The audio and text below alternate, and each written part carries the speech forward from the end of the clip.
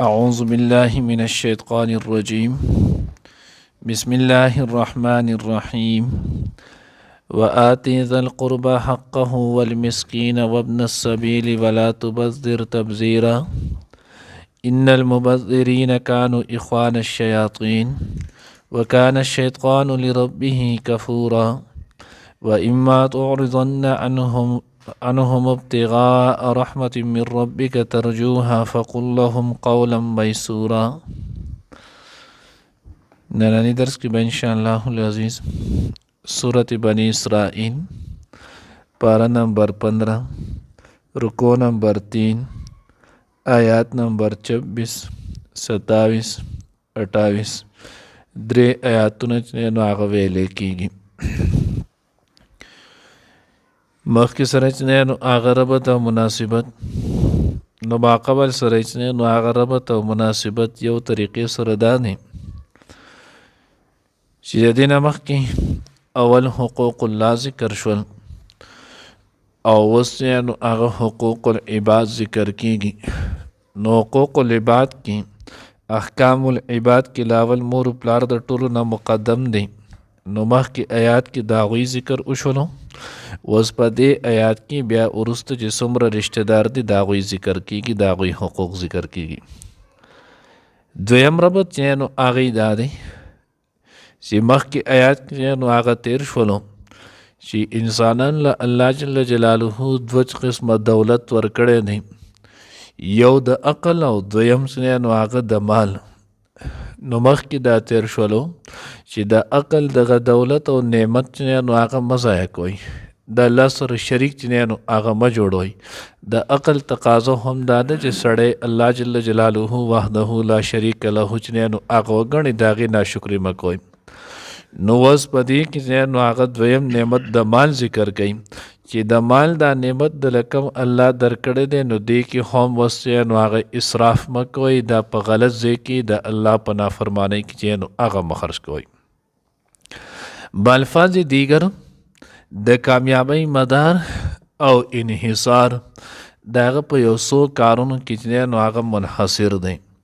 نو یو په هغې کې نو هغه دا دی چې د کامیابی مدار د ټولو نه وړاندې دا چې د الله سره شریک چې نو هغه مه جوړوئ. لا تجعل مع الله الها آخر فتقعد مذموما مخذولا. دویم معیار چې نو هغه د کامیابی او دویم حکم چې نو هغه د کامیابی دا وقضا ربک الا تعبدوا الا ایاه. تاسو ته د الله حکم نه چې تاسو د الله عبادت کوئ، صرف د یو الله عبادت بکې، د الله نه ما سوا چې نو هغه به د بل چا عبادت نه کوي. دریم حکم چې نو هغه دا ذکر شوی وبالوالدین احسان، او د مور پلار سره چې نو هغه به ښه سلوک کوي. مور پلار سره چې نو هغه بد سلوکي، د هغوی نافرمانی، د هغوی دل ازاري چې نو هغه به نه کوي. نو څلورم حکم اوس نو هغه په دې آیت کې ذکر کیږي وآت ذا القربى حقه والمسکین وابن السبیل، چې تاسو نو هغه رشته دارانو ته، مسکینانو ته، مسافرو ته د هغوی حق چې نو هغه ورکوي. رشته دارانو د دوی حق ادا کوونکي جوړ شي، د دوی حق ادا کوي. پنځم حکم هغه ذکر کیږي چې تاسو اسراف فضول خرچي چې نو هغه مه کوئ، ځکه چې نو هغه اسراف فضول خرچي کول چې نو هغه د لوی ګناه دی. ان المبذرین کانوا اخوان الشیاطین. او شپږم حکم چې نو هغه دا دی چې د مسکینانو سره چې نو هغه هم د هغوی خیال ساتئ او د هغوی حق چې نو هغه ادا کوئ. نو الله رب العزت وایي وآت ذا القربى حقه، ورکوئ چې نو هغه رشته دارانو ته د هغوی حق.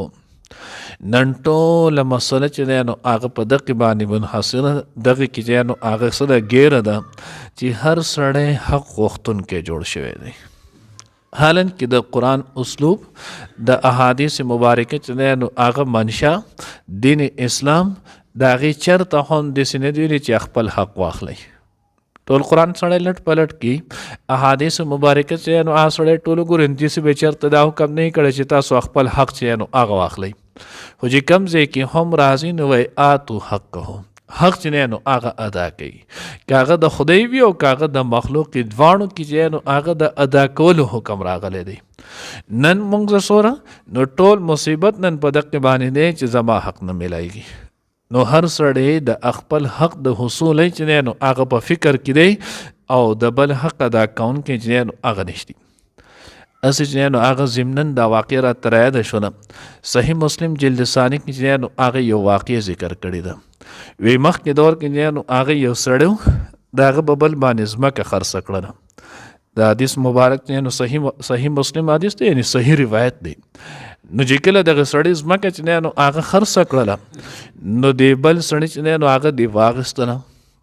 اوس دی یو خرڅ کړه مثال په تور کې زید خرڅ کړه او بکر چې نو هغه واغستله. اوس چې کله د ځمکه د کر د پاره اړول نو په دې کې لاندې د مټکۍ راوخته او په هغه مټکه کې چې نو هغه سره زر ول. اوس چې کله دغه مټکۍ راوخته او پای کې دغه سره زر چې نو هغه من شولو نو دی هغه غستون کې دی رالو د ځمکې په هغې خاوند پسې بایي پسې د هغه ته چې ماستانه د ځمکه اخیستې وه خو د سره مې دنه نه دی اخیستې دا ستا حق جوړیږي تو زما را د خپل حق چې نو هغه واخله دا زما حق نه دی. اوس که مونږ چې او هلکه دا بلکل خبر دا زما خو بس ما نه یېر ول دا پکې ما خودي وه خو زما نه هېر شوي ول. هغه ورته سوی نه دا چې ما ځمکه په تا خرڅوله نو د ځمکې کې چې څه دي دا ټول ما په تا خرڅ کړي دا ستا شیز دی که زما وې دا ځمکه دومره وخت زما وه خو ما ته به میلاو شوي وه که نه خو دا ستا قسمت و دا ستا شیز دی ما تاله ځمکه د هواڼو تکبیرونو د هر څو سره درکړله دا ستا حق دی چې دی نو هغه دا تو اخله. نو اوس په دې باندې غویمه ده زموږ غویمه په صحیح زما حق نه راکوې نو زه که سره کیس کوم. آلتې غویمه په دې باندې جوړه شوله چې دی یو وی زوی چې نو هغې نه اخلم دا ستا حق دی دا بل وی ما د باندې در خرڅه کړې دا ستا حق دی زه ستا شیز چې نو هغه نشم اخیستی. نو چې کله دغې دواړو په دغې خبره غویمه فیصله قاضي له لاړه. نو چې کله قاضي له فیصله لاړه نو قاضي ورته داسې نه چې زه صحیح ده مونږ به په دې کې سوچ فکر وکړو تو هم نه هلې او دی هم نه هلې جو زه مونږ به بیت المال ته وباسو. نو هغه نه قاضي چې کله عوام نیکان شي اوس محقق خلک به بیا د هغې نه په طریقې اولاد چې نو هغه نیکان او صلحا جوړیږي. نو چې دوی کله داسې وکړله مقدمه یې پیش کړه نو قاضي ورته صحیح ده وی د دې اسان حل دی. حل یې څه دی وی توی وی هغې نه دا زما نه دی دی وی توی اخلې هغې نه دا زما حق نه دی ستاسو بچی شته وی او یو وی زما لور ده او دی بل وی زما زوی دی. هغې به صحیح ده تو دا خپله لور د ده دې زوی له ورکړه او دا کم سره چې دی نو هغه میلاو شوي دي دا به د دغې مهر جوړ کړو. نو یو ولګېدو لوري ورکړه بل زوی له وغوښته هغه سره چې دی نو هغه څه جوړ شولو مهر چې دی نو هغه جوړ شو. نو یو داسې خلک تیر شو نو ځکه الله وی وآت ذی القربى حقه تاسو رشته داران ته چې نو هغوی حقوق ورکوئ نو حق ادا کوونکی چې نو هغه جوړ شه حق اصولونکی نه والمسکین او مسکینانو ته وابن السبیل او مسافرو ته ولا تبذر تبذیرا او تاسو چې نو هغه فضل خرچي مه کوئ په فضل خرچۍ کولو سره. یو اسراف دی او یو تبذیر دی د دواړو کې چې نو هغه فرق شته که نشته نو بعضې حضراتو ذکر کړي نه د دواړو کې فرق نشته الفاظ جدا دي خو معنی یوه ده فضل خرچۍ ته ویلی کېږي. او بعضې حضراتو چې نو هغه ډېر شي فرقونه یې کړي دي خو د ټولو نه آسان فرق چې نو هغې دا دی چې تبذیر د هغې فضل خرچۍ ته ویلی کېږي چې کم په ناروا کار کې لګي. لکه یو شی بذات خود په خپله هم ناروا دی او په دې چې کمې پیسې ولګي برابره خبر ده که دا 1 روپۍ وي او که دا 1 لاک روپۍ وي نو دې ته ویلی کېږي تبذیر. دې ته څه ویلی کېږي تبذیر. ناروا کار باندې چې کمې پیسې ولګي نو دغې ناروا کار باندې چې کمې پیسې لګي نو دې ته تبذیر ویلی کېږي. لکه مثال په طور کې واده دی په واده کې چې کمې ډزې کېږي دا رسم دی ګناه دی. اوس په دغې رسم د دغې ګناه د دغې پټاخو دپاره که په خپله کوي او که وړو کې له اخلي یا چې هغه کم شیزونه العیاذ بالله الله دې عفو وکړي بس هغه چې نو هغه دیني کارونو ته هم اوښتي دي. لکه مثال په طور کې ختم کېږي ختم قرآن وي ختم بخاري وي زمونږ خو زارش نه کول دی خلکو په خدای یقین که څوک یا خبره مني یا خبرې اورېدلو ته جوړیږي او یا دا خلک چې نو هغه د سره د دوی په ذهن کې چې نو هغه دا خبر راځي چې دا خبره چاته کولی کېږي او ولې کولی کېږي او څه کېږي. نو پای کې اچسارې والا شیز چې پزل شیز دی که نه رسم نه دی. نو داسې چې څه دغه وي یا دا کورونه کې چې ودونه یې که خیال یې کړی د کور د پاسه چې نو غیر چاپېره دا بلپونه او قصې چې نو هغه ولګي. نو اوس چې کم په ناروا شیز وي او په هغې کې چې کم خرچ وشي نو دغې ته ویلی کېږي تبذیر او اسراف. هغې ته ویلی کېږي چې یو شیز جایز شیز کې کار کې لګي خو په دغې جایز شیز چې نو هغه د €1 باندې خرچه پوره کېږي او دې 2 ولګوي. یا بالفاظ دیگر دې په یوه ډوډۍ باندې مړېږي او دې چې نو هغه په زورونو 1.5 او 2 خوري. دې ته اسراف وایي. نو یو اسراف دی او یو تبذیر. ناروا کار کې چې ولګولی شي که لږې او که ډېري نو دې ته ویلی کېږي تبذیر. او په روا کار کې جایز کارونو کې چې د هغې د حد نه سوا ولګولی شي جو دغې ته ویلی کېږي څه اسرافو. نو الله رب العزت وی ولا تبذر تبذیرا. تاسو دا مه کوئ ان المبذرین کانوا اخوان الشیاطین.